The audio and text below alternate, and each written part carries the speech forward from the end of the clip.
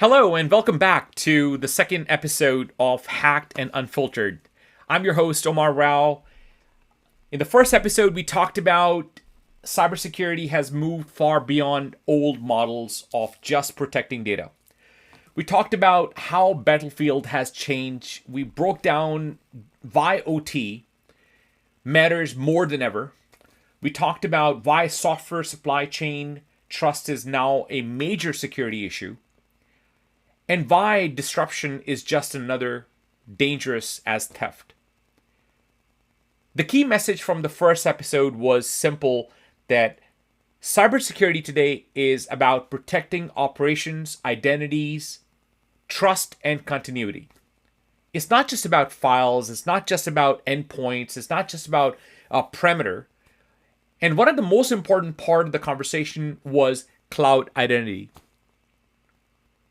Because in modern environment, attackers do not always need to break through the walls.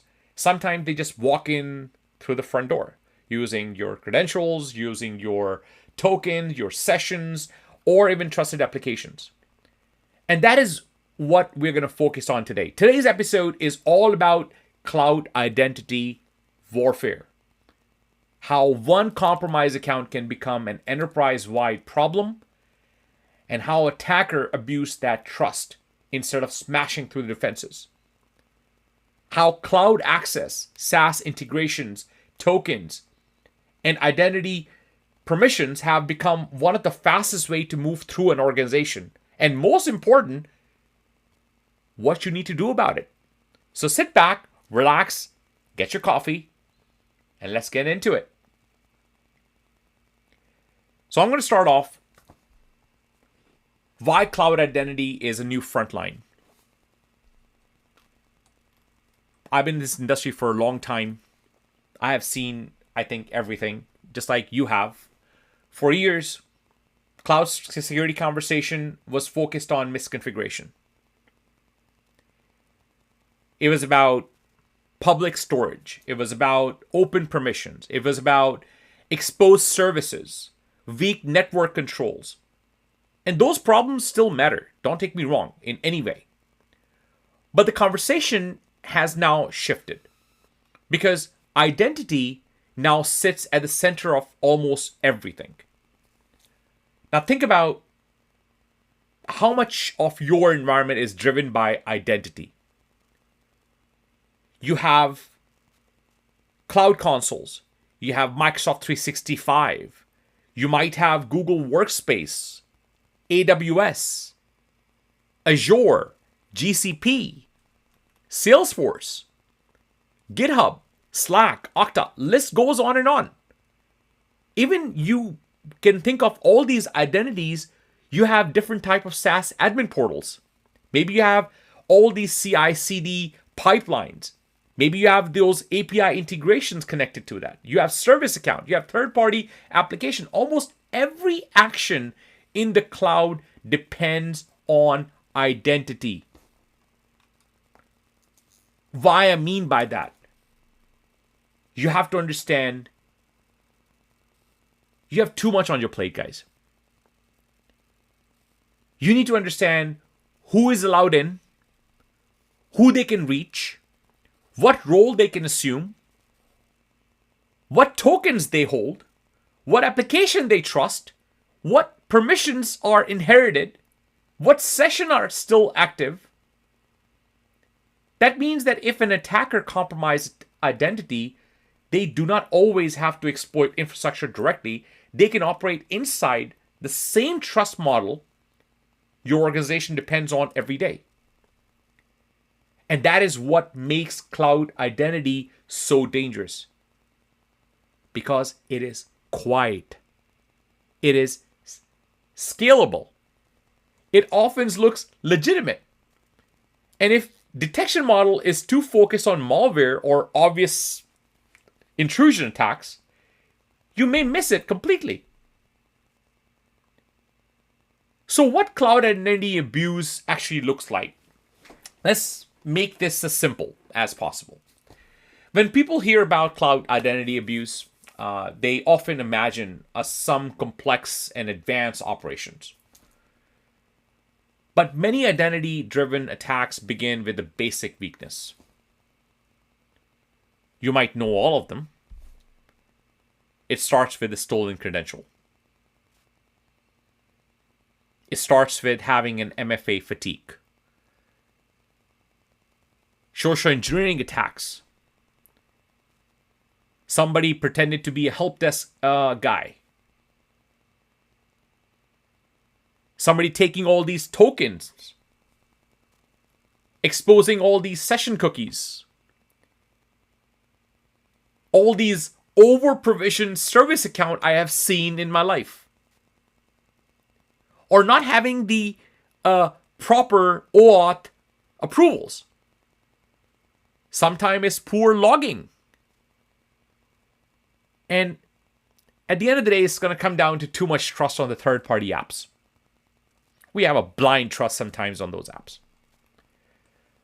The attacker does not always need to exploit the technical vulnerability first.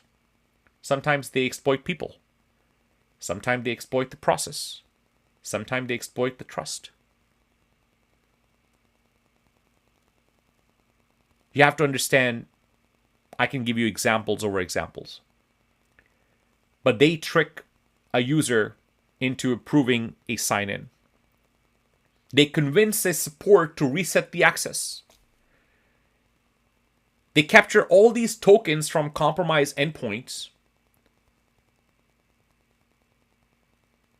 and building things around it.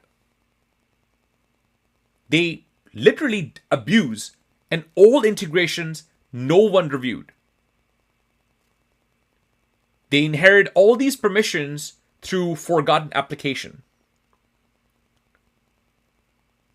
And if I were in their shoes as unethical, they will use the cloud native tools which already present in the environment. So once they gain that foothold, what good attacker always do? They look around. They test the access. They map the privileges. They identify storages. They identify users, roles, automation, the admin paths. And that is the moment where many organizations are very behind. Because the initial access may not trigger a dramatic alert. It may look like a successful sign-in. A valid token was validated. A normal application process. A known IP range was from trusted vendor, which you have put it on a whitelist. Possibly a previously approved OAuth flow. That is why identity-based defense has to move beyond simple logging and monitoring systems. Why one compromised account can become a full-scale incident. Let's talk about the blast radius. We talked about this yesterday. We talked about in our previous episode. A lot of teams still think about account compromise in a very narrow term. They ask, whose mailbox was accessed? What files were seen? Was this the only one user? Or did we reset the password? All those are valid questions. Don't take me wrong, in any way or form. But they are not enough. Because cloud environment, one account can be connected to far more than the email.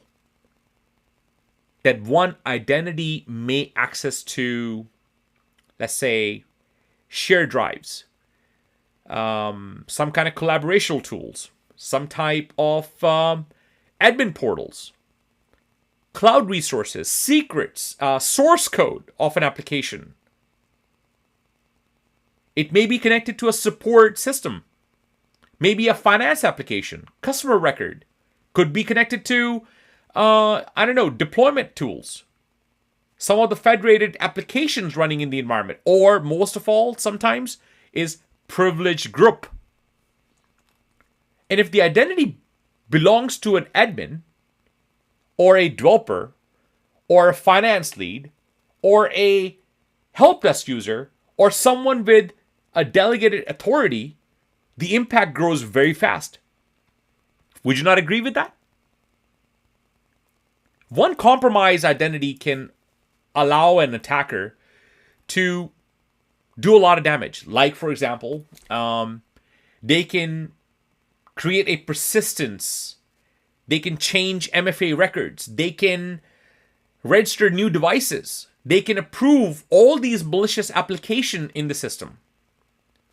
They can access all these sensitive emails and files and can reset all the passwords that they need to, impersonate all the internal users, or, pull all the reports, pivot all between the production systems. Guys, I don't want to scare you, but this is the reality. When the compromise happens, they're after those secrets. They're shutting down all these visibility around your own environment. And this is why identity compromise is not just an access problem. It is an expansion problem. The danger is not only someone got in. The danger is what they can become once they're inside. In a real world style example, you need to understand that every situation is different. I always give an analogy. 5 fingers are not the same size. That means each size is different. Everybody feels differently. Now, let's imagine this is for an example. So let's say there's a fast growing company, and this company is a fast cloud first company. Okay. And it uses Microsoft 365.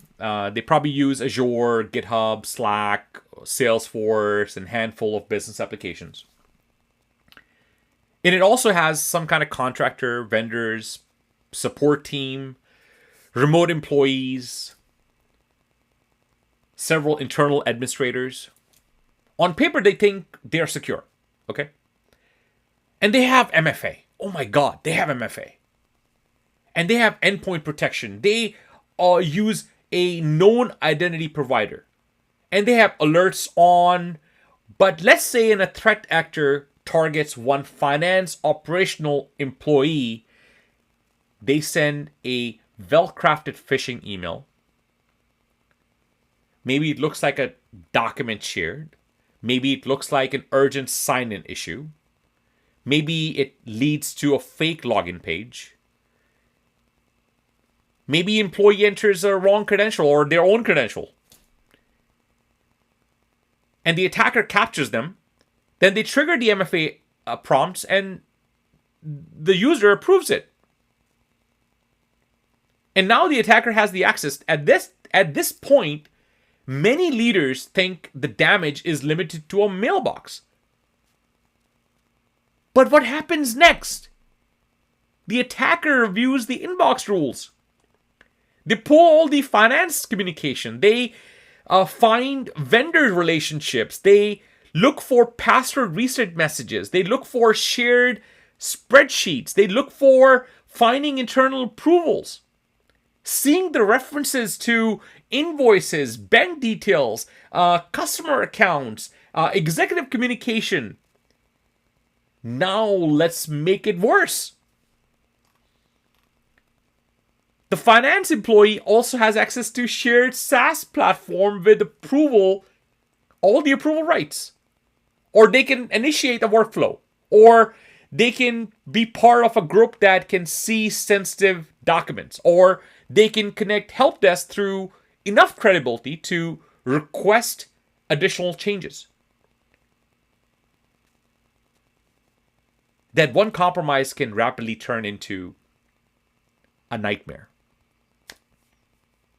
A business email compromise, it can turn into internal impersonation attacks. It can turn into a payment fraud. It can turn into data theft. It can turn into privilege expansion, executive targeting, or list goes on, and even persistent inside trusted app towards that attack as well. In some cases, there's no malware, there's no ransomware, no load payloads, just trust being abused step by step.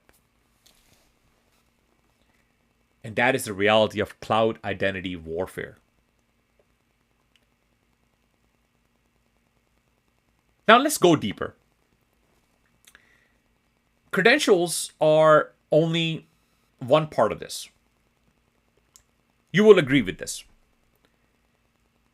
Tokens and sessions matter just as much.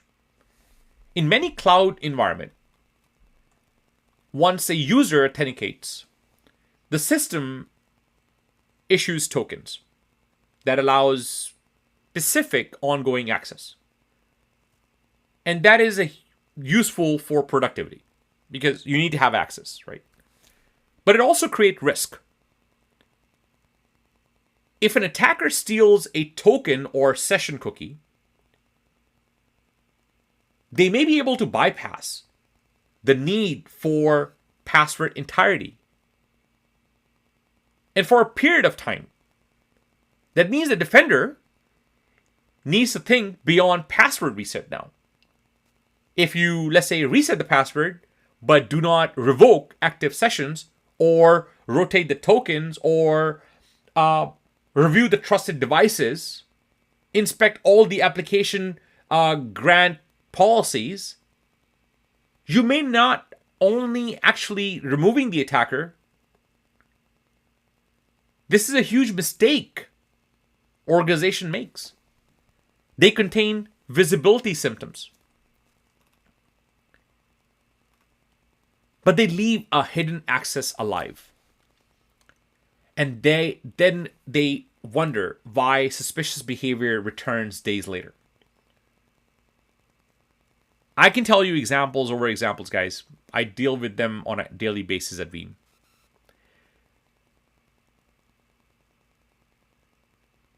And this is why cloud incidents demands deeper containment. You need to ask. You need to seriously ask why sessions are active, why token existed, what refresh path remained, what devices were trusted. You need to ask all these questions. You need to ask about OAuth grants were approved by who? What service connections were existed? What identities were delegated through that access? Because identity is not just about username and password anymore, guys. It is about full chain of trust that follows the authentication. And this is one of the most overlooked areas in the cloud security.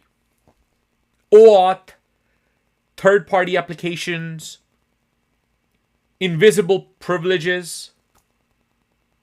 Organizations, I deal with them on a daily basis. They love integrations. They connect tools to improve speed, reporting, collaboration, automation, and even convenience. And that sounds great. But every integration creates a trust decision. Every app guaranteed permissions becomes part of a security model.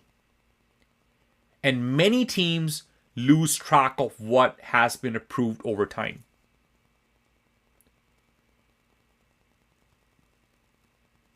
I've been in your shoes, guys. I have seen these happening. You cannot be jack of all trades. An admin do not always know which third-party application have mail access, unless they go take a look at it. Which connectors can read files? Which tools can modify calendars? Which apps can create users? Which automations can access internal system, which legacy approvals are still active. Think about list goes on and on. Like the one which I personally like is the old test tools were never removed. Now imagine an attacker gets user to approve a malicious OAuth application. That app may not need to get the user password again. It may just receive access directly through a guaranteed permission. And because it is an app-based access, it can sometimes blend in better than the interactive user session. And this is why, believe me, this is why identity defenses has to include application trust governance.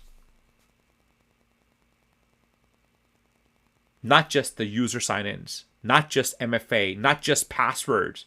You need visibility into apps that are trusted, what scope they have, why they need all that access.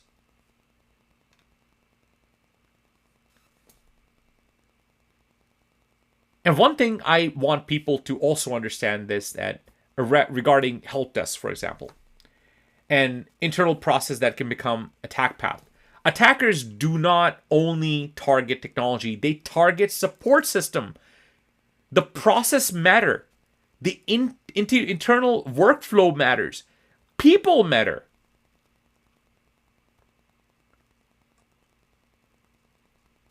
A determined attacker.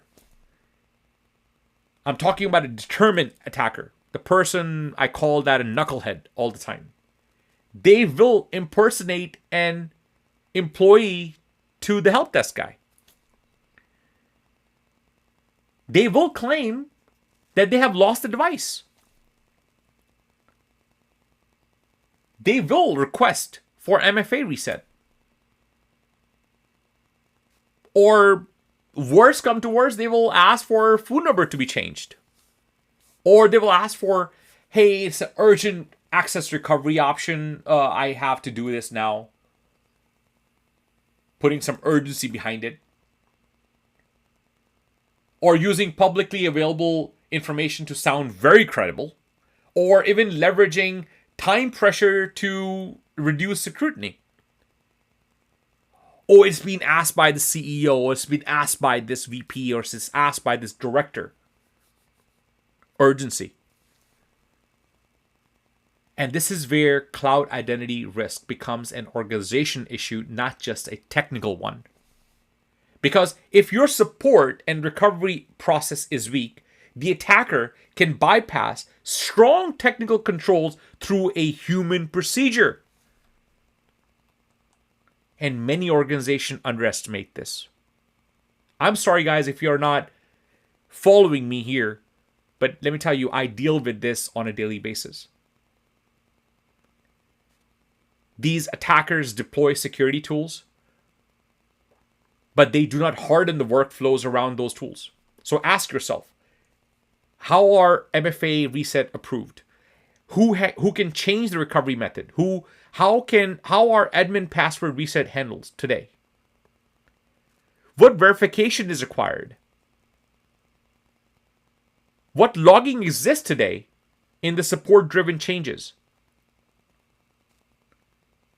How quickly are suspicious files or suspicious requests are escalated within your system? You cannot separate identity security from operational process. They're linked.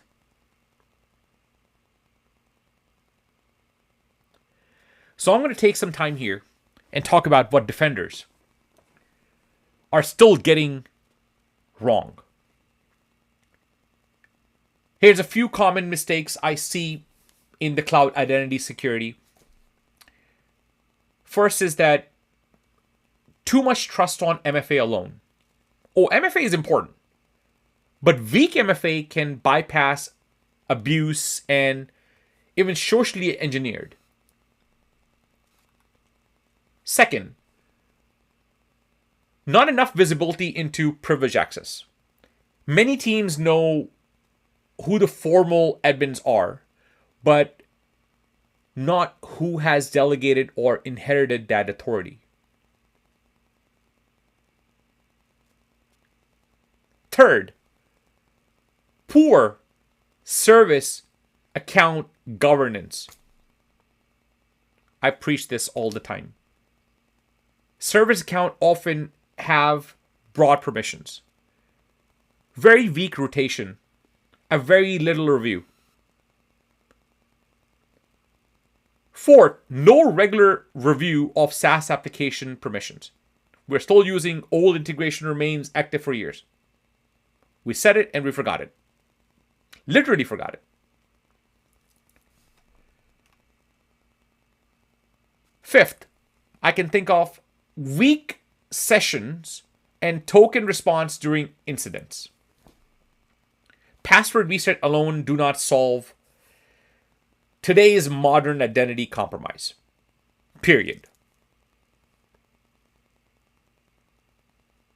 Sixth,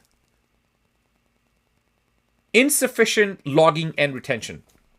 By the time the team investigates, the evidence is totally incomplete.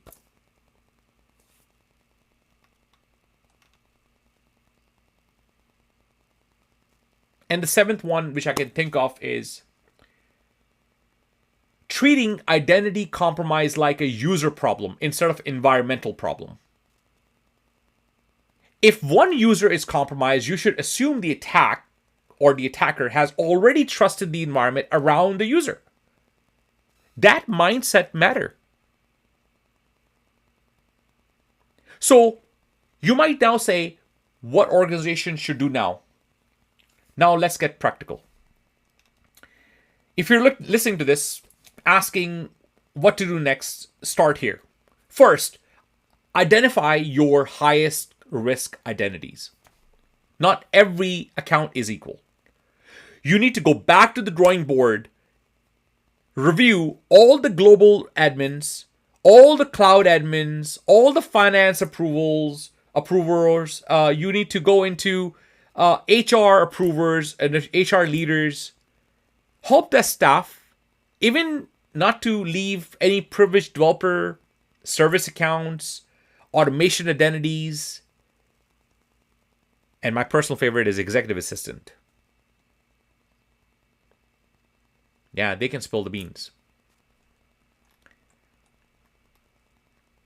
But also, we have a lot of vendors around in our applications, right? In our own systems. And we have given vendors account access as well too. So take a look at that.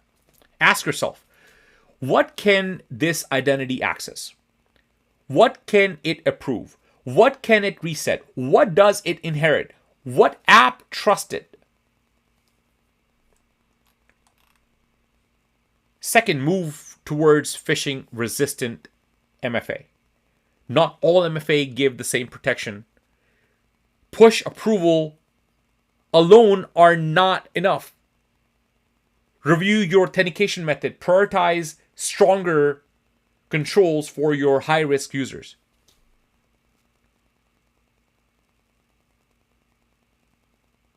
You need to reduce privilege aggressively. Least privilege sounds simple, but most environments, which I deal with, drift away from it. Remove what is not needed. Split the duties when possible, where possible. Use the temporary elevation instead of standing access. And how about those third-party application access? Review all approved applications and all the OAuth guarantees you have given. Remove what is not necessary. Limit their scope. And you need to monitor newly approved app closely. If you do all that, and then you focus on tokens and session responses, that will be the way to go. When you're responding to a suspected compromise, let's say revoke session or rotating your tokens or reviewing your device trust, your application grant check, your recent sign-ins, you're inspecting your privilege changes. Do not stop at the password reset. Log the right things. You need to have enough visibility to answer who signed in, from where, using what method, what apps were involved, what permission changed, what data was accessed, what session remains active, and what's the new path towards the trust.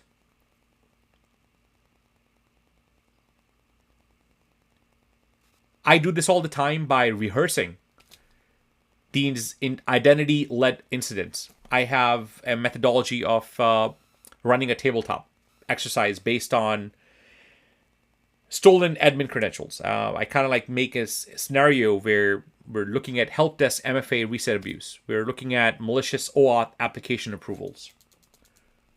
We're looking at service account misuse. All these token thefts from compromised endpoints. Not just into one application, but in SaaS application pivoting through identities. Because the incident you do not rehearse is often the one that surprises you. The incident you do not rehearse will surprise you. And how often do you explain the cloud identity risk to a non-technical audience? Not everybody is listening to this. This is important for you and your team. Not everybody is listening will come behind with a technical background, right? How you're explaining this. Cloud identity is a modern key ring to the business. This is how I look at it. It opens access to emails, files, system, approval, operations. If an attacker steals one, they may not only unlock the door, they may unlock many doors. And in many cases, they can create a new keys for themselves and after they get inside. And that is why identity security matters so much. It is not just about logging in anymore. It is about trust follows after login. The framing makes the issue clear for executives, founders, and even non-technical listeners.